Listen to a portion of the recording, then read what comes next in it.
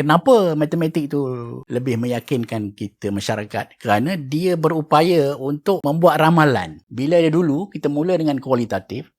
Kemudian kita nak mematematikkan benda itu dengan harapan kita lebih faham lagi apa dia konsep kualitatif tu. Oleh sana kejayaannya itu menyebabkan manusia melupakan aspek kualitatif.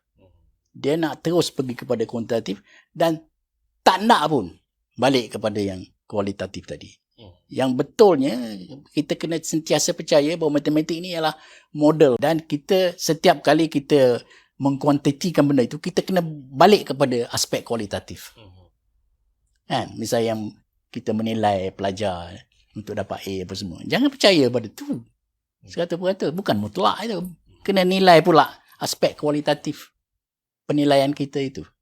Semua benda macam tu. Hikmah ni tak ada dalam sains. Intuisi tidak ada dalam sains. Jadi semua ni kena layan aspek-aspek kualitatif ni.